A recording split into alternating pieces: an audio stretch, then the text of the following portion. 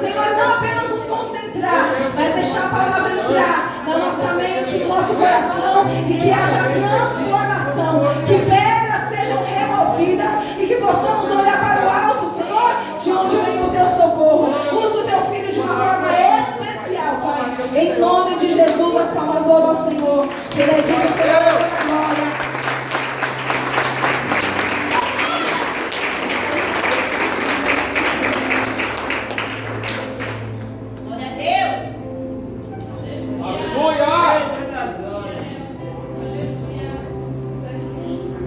Depois dessa, só resta pregar, né? Atos dos Apóstolos, capítulo de número 9. Glória a Deus. A paz do Senhor à igreja. Deus abençoe a todos os irmãos e as irmãs presentes neste culto. Atos dos Apóstolos, capítulo 9. Nós vamos ler do verso 32 até o verso 43. Uma passagem bastante conhecida. E Deus tem algo a ministrar ao meu e ao teu coração nesta noite. Aleluia.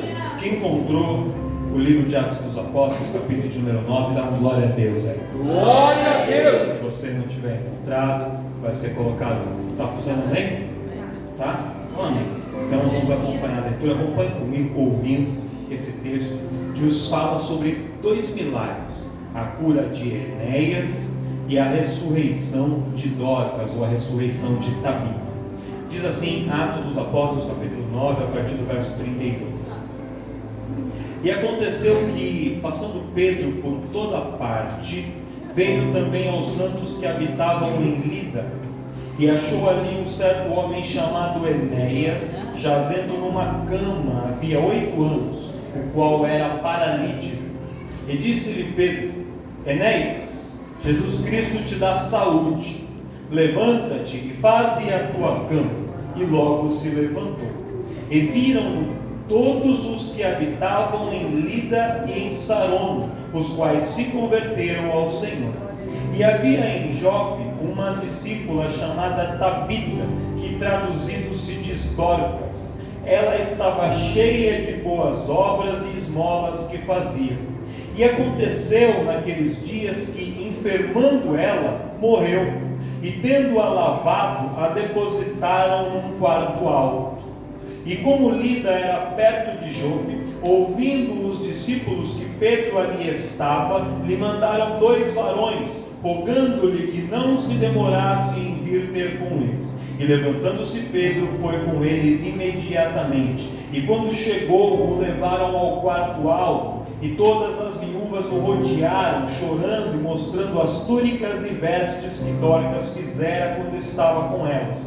Mas Pedro, fazendo-as sair a todas, pôs-se de joelhos e orou. E voltando-se para o corpo, disse: Tabita, levanta-te. E ela abriu os olhos e, vendo a Pedro, assentou-se. E ele, dando-lhe a mão, a levantou, e chamando os santos e as viúvas, apresentou-lhe a viva. E foi isto notório por toda Jope, e muitos creram no Senhor. Amém? Toma o seu assento em nome de Jesus. Glórias a Deus. E uma vez assentados, confortavelmente, com as mãos livres, dê uma salva de palmas para o Senhor. Salva aí, salva aí.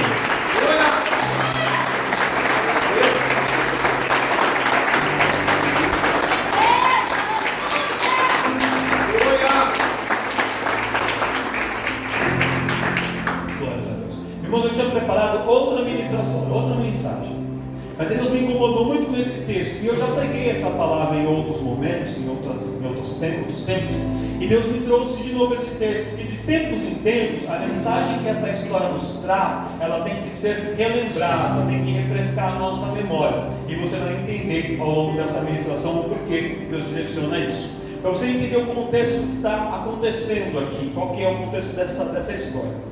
Pedro, ele era o líder da igreja cristã em Jerusalém. Não é que oficialmente alguém tinha instituído Pedro como líder da igreja, mas como Pedro tinha um espírito de liderança muito forte, ele naturalmente assume aquela posição de liderança dos demais apóstolos. Então em Jerusalém, na sede da igreja cristã de Jerusalém, Pedro era o líder.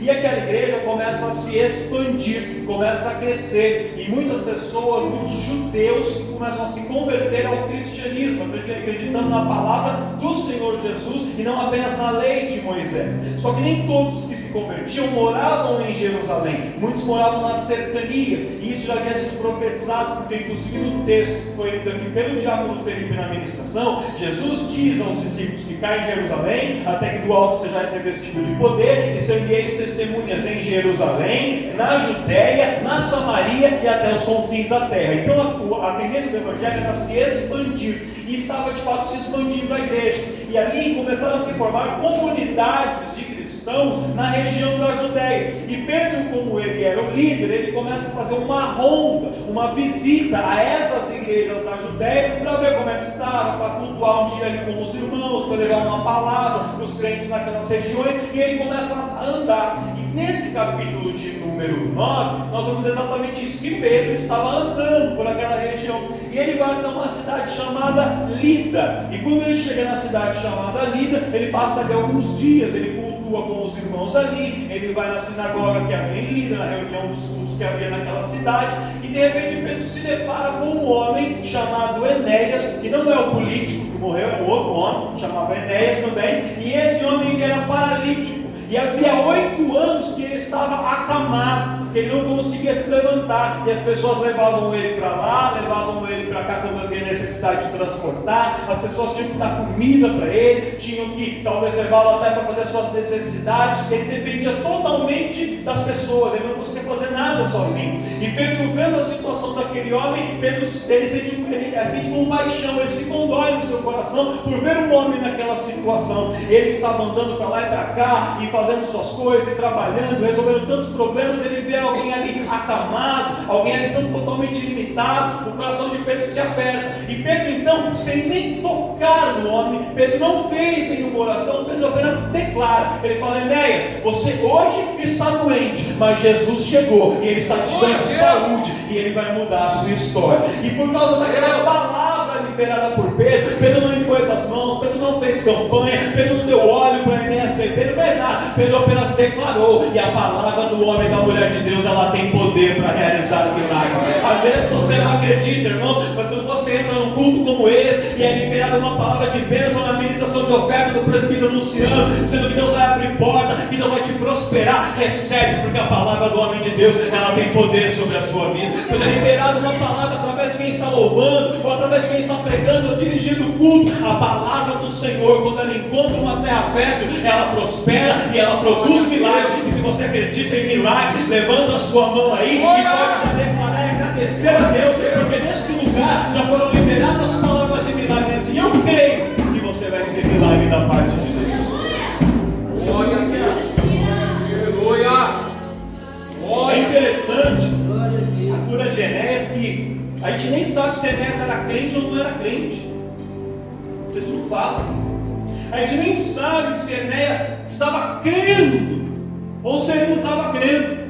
Mas naquele momento havia um propósito de Deus para curar.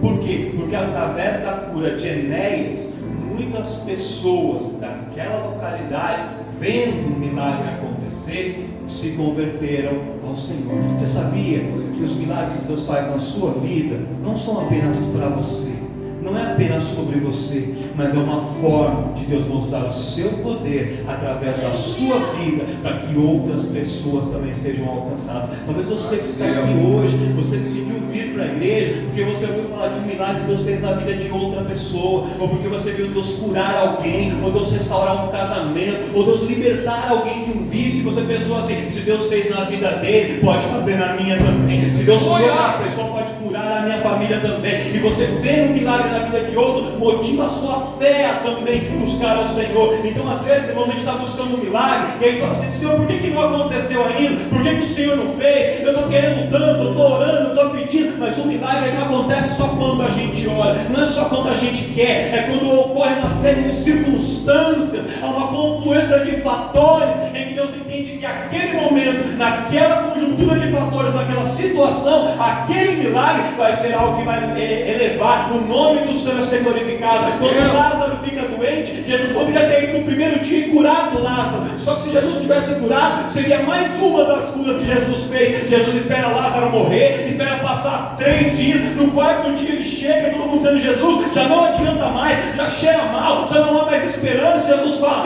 aquele que crê, verá a glória de Deus, porque não é essa situação para a morte, mas é para que o nome do Senhor seja glorificado. E quando ele faz um milagre na vida de Lázaro, aquele milagre muda a trajetória de muitas pessoas. Eu profetizo sobre a sua vida. Talvez você esteja esperando um milagre há muito tempo. Deus está aguardando o momento certo, Ele está aguardando a ocasião correta. Você pode não estar entendendo, mas quando a situação se encaixar, quando o tempo seu ficar alinhado com o relógio de Deus, um milagre vai acontecer na sua vida financeira, na sua família, no seu ministério, e as pessoas vão ver e vão glorificar o nome do Senhor por aquilo que Ele fez e operou na sua vida. Quem acredita nisso? Quem acredita?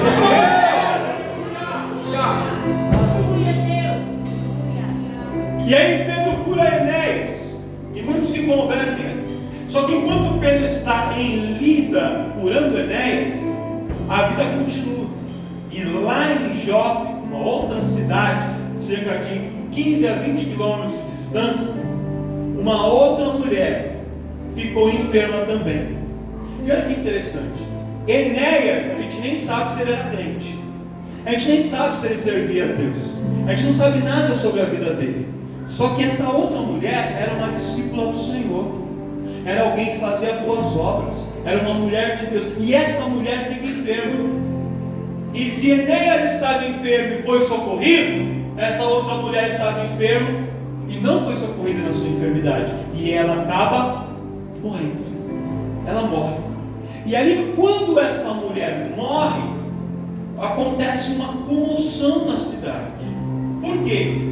Porque aquela mulher não era qualquer mulher, ela era uma pessoa específica.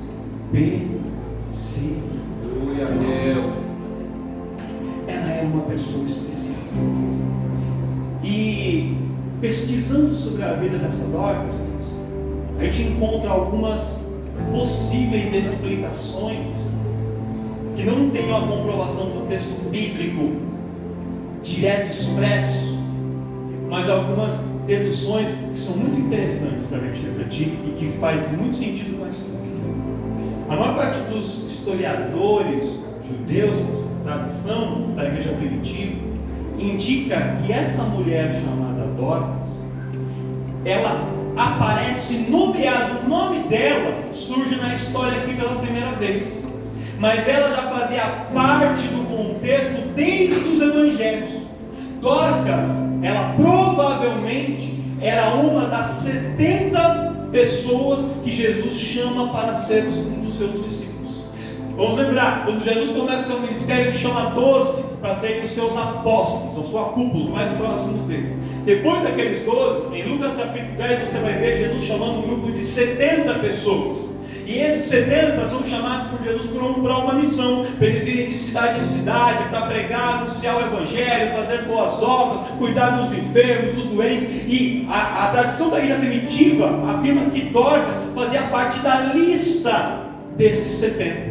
E qual que é a base disso? A base disso é que não há em nenhuma outra referência, nenhuma mulher na Bíblia com o título de discípula. A única mulher que recebe o título de discípula é Dorcas.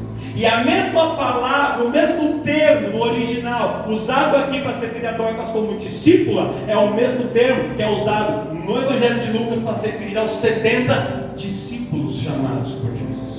Então Dorcas era alguém que a gente está conhecendo ela agora, mas ela já vinha com uma história, com um currículo, com serviços prestados para o reino.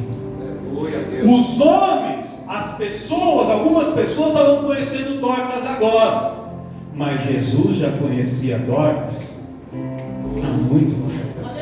Algumas pessoas estavam sabendo quem ela era nesse momento, mas Deus já havia chamado Dorcas há muito tempo. Ela era anônima para muitos, mas já era conhecida por Deus. Aleluia! Pastor, não estou entendendo. Você vai entender onde eu quero chegar. Quando essa Dorcas morre, irmãos, as pessoas daquela cidade mandam chamar a Pedro. Só que eles mandam chamar Pedro não para ressuscitar Dorcas, porque quando a Dorcas morre, eles lavam o corpo dela, preparam ali o seu corpo para o sepultamento. Eles mandam chamar Pedro para fazer o culto fúnebre, para fazer um culto ali no funeral de Dorcas. Foi para isso que Pedro foi lá. Pedro foi lá para celebrar um funeral, foi somente isso.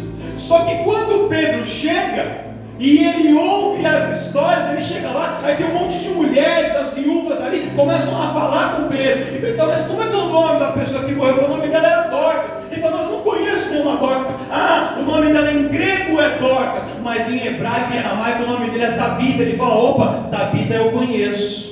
Tabita eu já ouvi falar. Tabita é alguém que desde lá de trás já estava servindo ao Senhor. Então eu vou neste momento entrar aqui com providência diante de Deus. Eu vou ter uma ação, uma atitude espiritual, porque eu conheço Tabita e eu sei que esta mulher, ela não pode morrer. Ela pode ter descido à sepultura, ela pode ter acabado a sua trajetória aos olhos das pessoas, mas eu tenho certeza que Deus não colocou um ponto final. Eu só coloquei uma vírgula. E esse Deus que colocou uma vírgula, Ele é poderoso para renovar, para restaurar e para recomeçar a história dessa pessoa. Porque uma pessoa como ela não pode ficar pelo meio do caminho. Uma pessoa como ela não pode terminar a sua história assim, porque a história é escrita não pelos homens, a história é escrita por Deus. Enquanto Deus tem plano, enquanto Deus tem projeto, enquanto Deus ainda quer usar, enquanto Deus ainda tem chamado, a história não termina, a história não acaba, uma enfermidade não para, uma crise não termina, uma perseguição não paralisa, porque Deus, Ele pode mudar a história e fazer de tal maneira subir do que parecia ser no final um novo começo. Agora, pastor Inácio, provavelmente, quando ela é chamada por Jesus para ser um dos 70, ela começa a andar pela cidade pregando, ela é palavra, só que a Dorcas não era uma grande pregadora. Ela não tinha, a gente não tem nenhuma notícia de uma grande mensagem que ela tenha pregado, que tem alguns milhões de visualizações no YouTube. Não tinha. A Dorcas provavelmente não tinha uma voz bonita, como a nossa irmã Silveri, para cantar um louvor, e cantar um louvor tão belo com esse talento todo. Ela não tinha. A Dorcas provavelmente não sabia tocar um instrumento, como está fazendo a nossa irmã Vitória, nosso irmão Guilherme, como está fazendo nosso irmão Gustavo. Ela não tinha talento para tocar, ela não tinha talento para pregar, ela não tinha talento talvez para profetizar, só que ela tinha uma coisa: ela tinha uma agulha nas suas mãos. Aí você fala, pastor, mas uma agulha? Sabe qual é o nosso problema? A gente só olha para aquilo que a gente não tem e esquece de olhar para aquilo que Deus já colocou nas nossas histórias.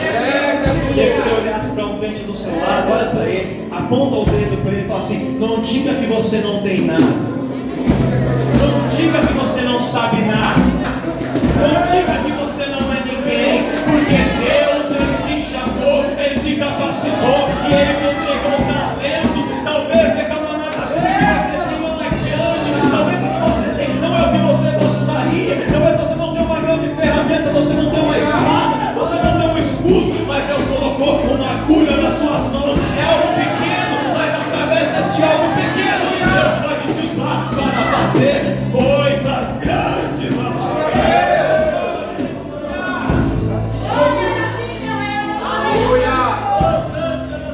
Deus está distribuindo agulhas aqui no nosso meio. Deus está entregando ferramentas para pessoas aqui.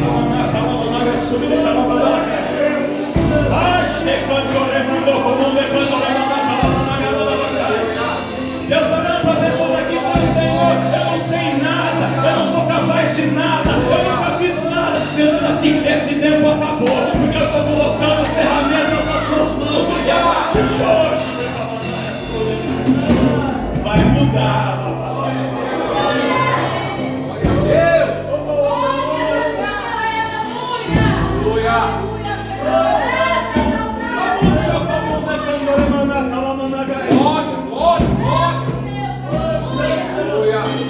Olha a história de Dorcas. dizendo que ela era uma jovem. Ela não era uma jovem. Ela era muito mais provavelmente uma senhora, uma mulher de uma idade madura, que havia se convertido há bastante tempo, andou com os discípulos de Jesus, fez a obra por um tempo, e depois da morte de Jesus, ela vai morar em Jope. E por que exatamente em Jope? Talvez ela tenha nascido lá, talvez tivesse amigos lá, mas sabe qual que é a causa mais provável? Jope era uma cidade portuária. E Jope ficou famosa, não só aqui nesse evento, Jope já era famosa, porque houve um profeta, que em certo momento, Deus falou para ele assim: ô meu amigo, vai lá para Nínive para pregar para os ninivitas. E ao invés de ir para Nínive, ele desce até Jope. E em Jope ele pega um navio para ir para Tarsis, no sentido contrário do que Deus mandou. O nome desse profeta é? O nome desse profeta é? Conhecido como profeta fujão, como aquele que tem um chamado de Deus e que tenta sair, tenta ir para outro lugar, tenta fugir, tenta se esconder, mas quando ela tentou se esconder, Deus encontrou ele no meio do caminho. Então dá uma olhada por irmão do seu lado e fala para ele assim: ô Jonas, se você tentar se esconder, Deus vai te encontrar nesse lugar. Se você pensou em fugir, pensou em ir para Jope para se esconder, em Jope ele te achou, em Jope ele te localizou, em Jope ele te encontrou, em Jope ele está te levantando e te capacitando para coisas grandes.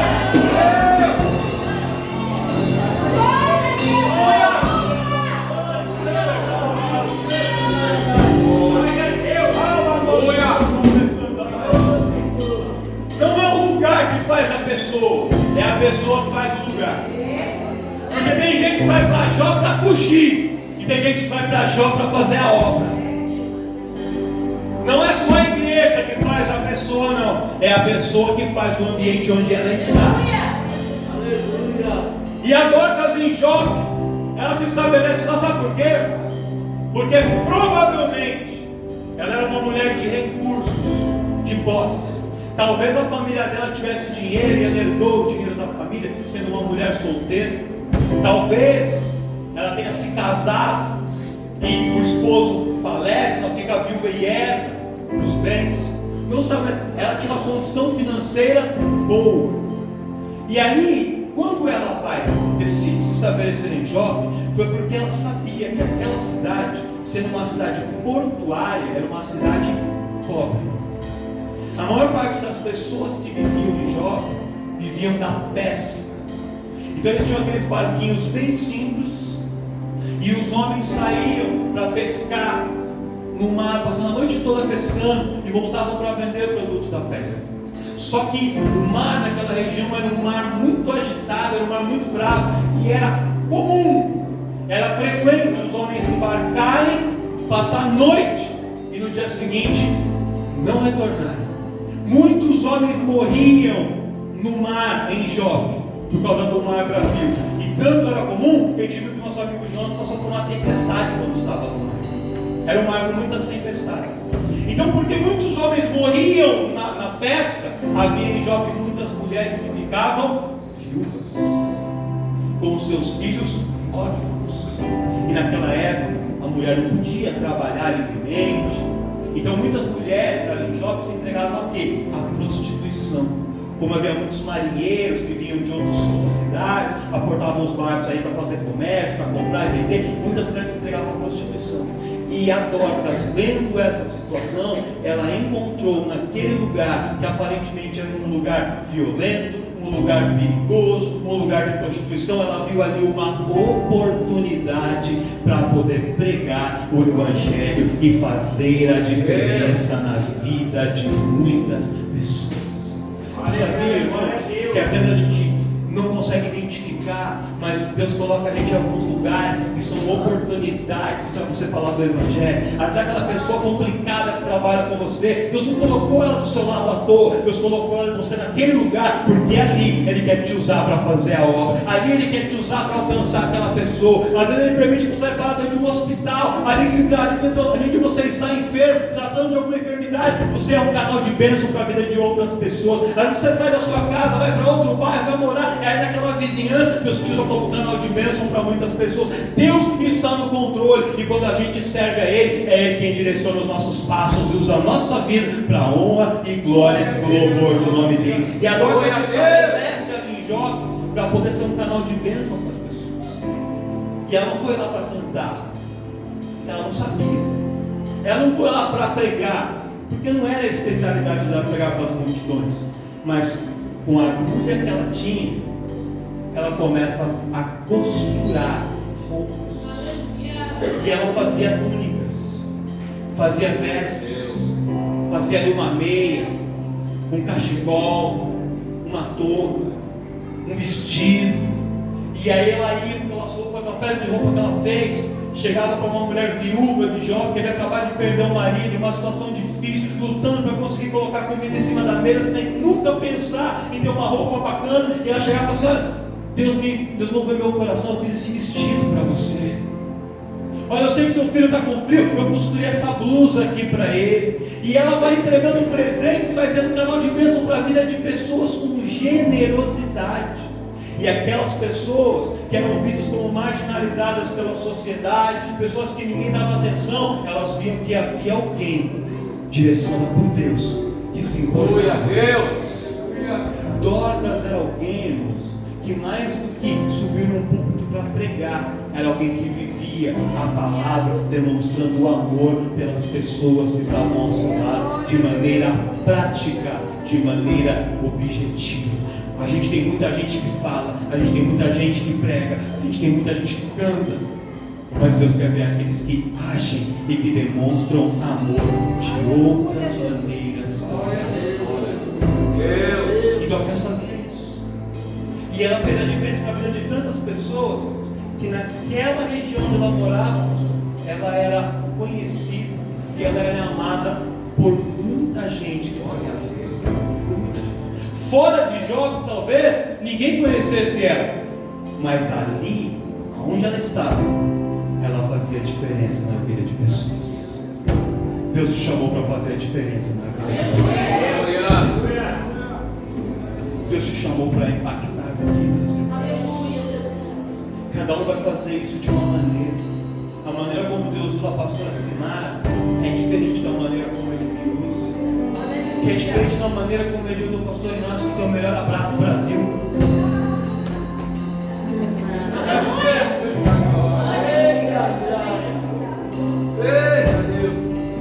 O que o Benção sabe fazer, eu nunca consigo imaginar de fazer. E vai ter coisas que ele não vai saber fazer. E o presbítero Luciano vai ser um canal de bênção e vai acontecer. Deus usa cada um de uma maneira, de uma forma.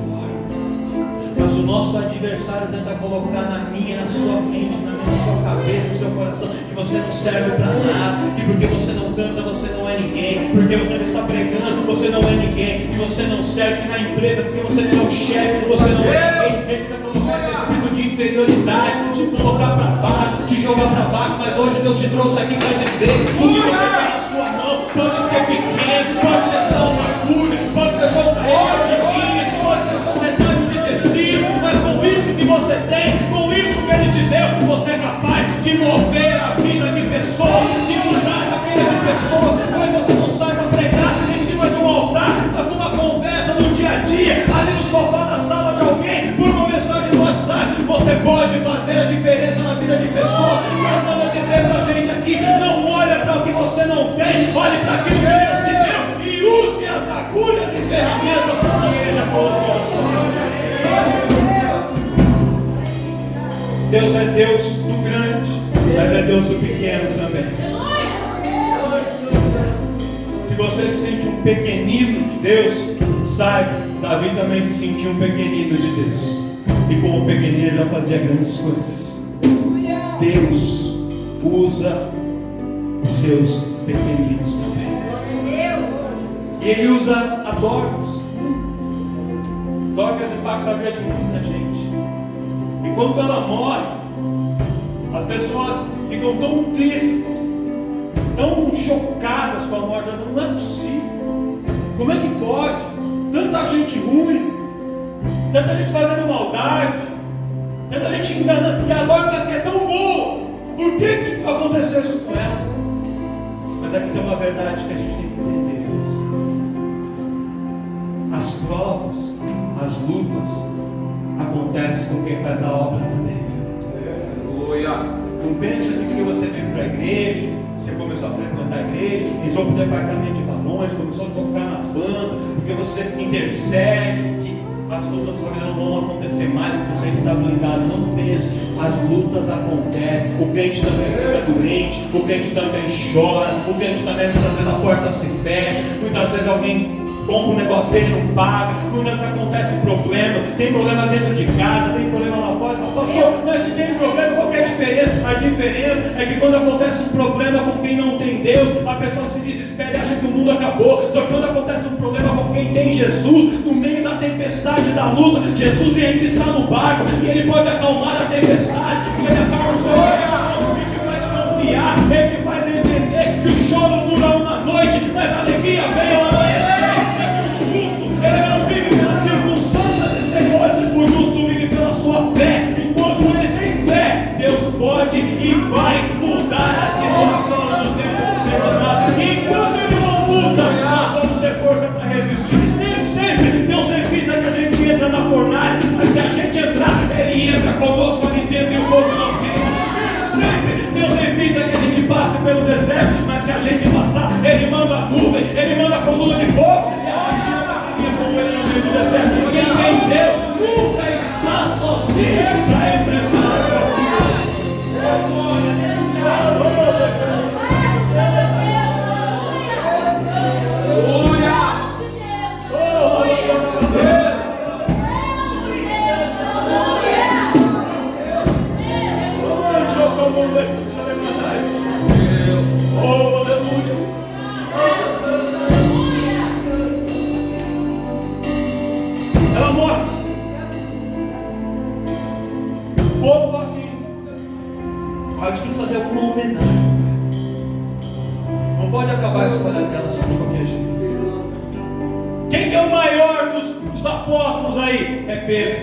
que por coincidência estava ali perto, 15 quilômetros de distância. Manda chamar Pedro para fazer o culto fúnebre. Ela merece uma homenagem como essa. E mandou chamar Pedro. Quando Pedro chega, ele chega ali na casa onde ela estava. Para você ter noção, as pessoas honraram Dorcas de uma forma que o costume era o quê? Só morria, eles lavavam o cadáver. Geralmente lavavam o corpo com água quente, porque se houvesse alguma esperança da pessoa viver, quando se esfregava o rosto, as mãos, os pés, as extremidades, talvez reanimasse aquela pessoa. Era uma última chance, uma esperança, mas ela não voltou a vida. Aí se colocava o corpo a ser velado no térreo da casa. Por quê? Porque depois você ia ter que carregar o corpo até o cemitério para ser sepultado. Só que com Dorcas, eles não quiseram colocar ela embaixo. Subiram e colocaram ela num quarto alto, num lugar elevado, num lugar de destaque. E colocam ela num quarto alto, o cenáculo.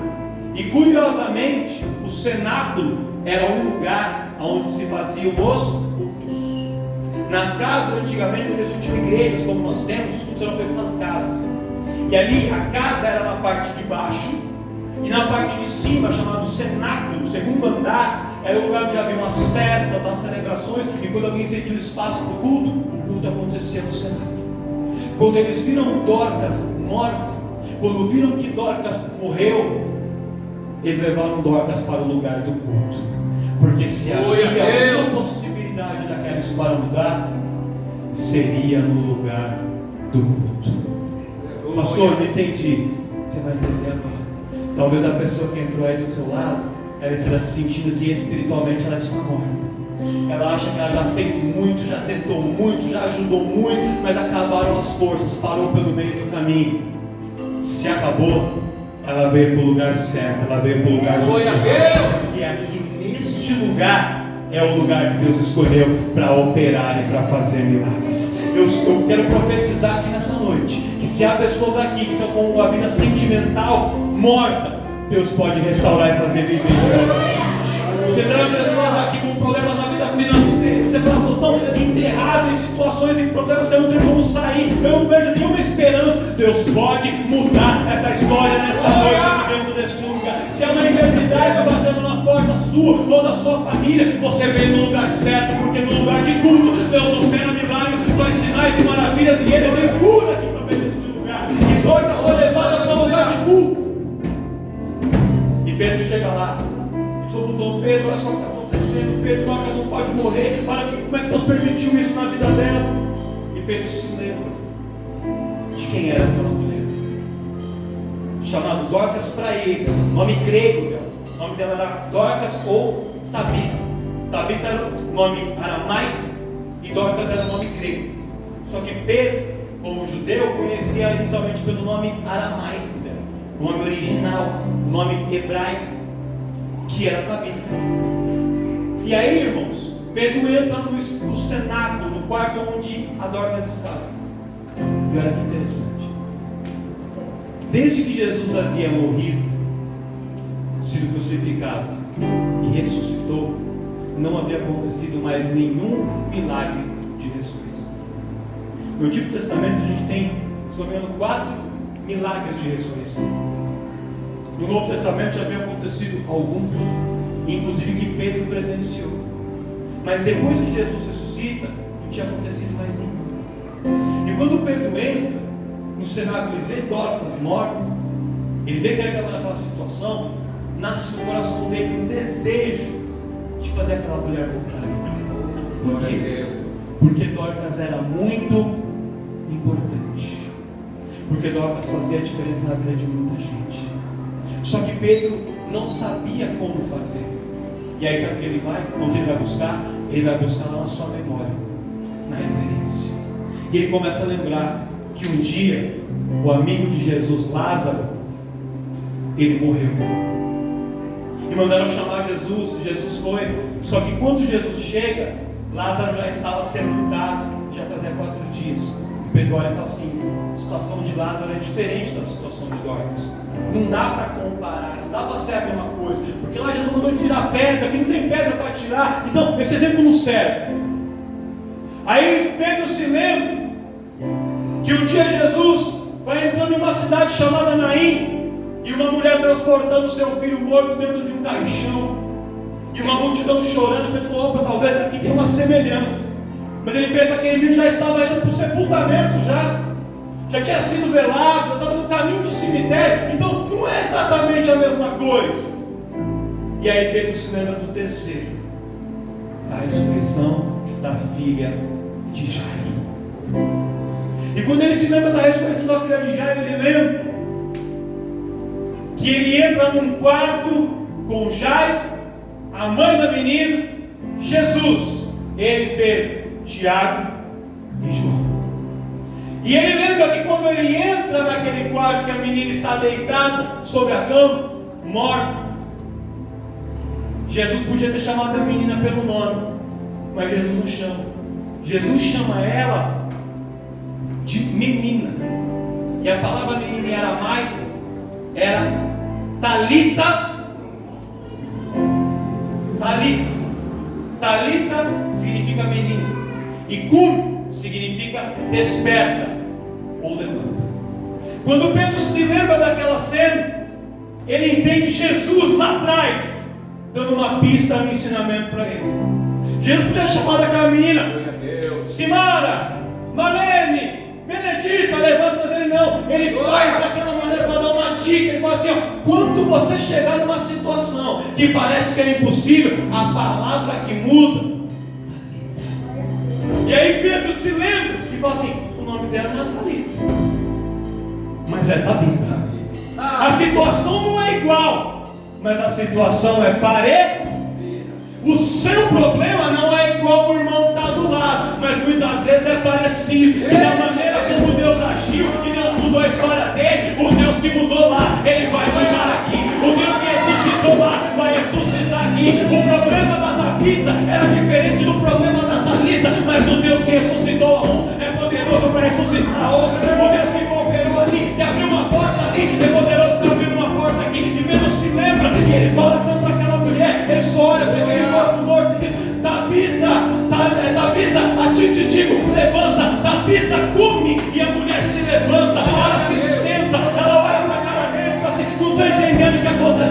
E ele diz assim para ela: você pode não estar entendendo, mas Deus ama a tua vida de uma maneira tão especial. E o inimigo tentou te matar, o inimigo tentou te parar, mas Deus me mandou aqui para dizer para você que aonde havia um ponto final, Deus colocou uma vírgula e começa uma nova história para você. Ele mandou dizer assim: Davi, você levantou, você não, a sua história não acabou, pega de novo a agulha e continua a costurar, porque tem muita gente que ainda depende de você, tem muita gente para você ajudar, tem muitas vidas para você impactar. A história não acabou, Deus ainda tem coisas para fazer no teu final.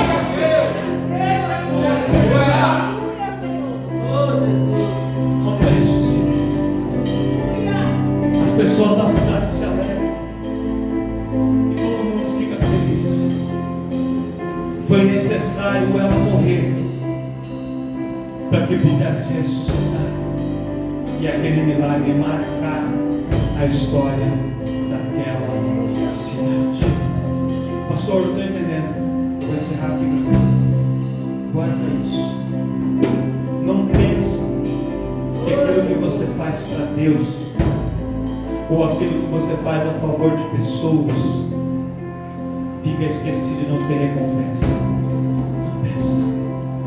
Não pensa que você vai ajudar as pessoas, você vai servir a Deus, você vai trabalhar, se dedicar, e no final você só vai morrer, ser jogado no tanto, esquecido, e nada vai acontecer, porque não é assim que Deus trabalha. Talvez a Dorcas ou a Tabita nem sabia o quanto ela era especial para tanta gente, mas ela era. O quanto pessoas se inspiravam nela e tinham carinho por ela, talvez ela nem soubesse, mas ela era. Você consegue olhar para alguém e dizer assim: você é especial para muita gente. Se você é especial para Deus. Talvez você não saiba, talvez você se ache só uma pessoa pequena, escondida numa cidade de nada, com uma agulha na mão, mas Deus te chamou para mudar a história de pessoa, e você é especial, e tem muita diferença na vida de muita gente, e a sua história não vai acabar assim, não vai acabar no anonimato, não vai acabar de qualquer maneira. Deus é Deus que honra, Deus é Deus que ainda tem manchete na sua vida.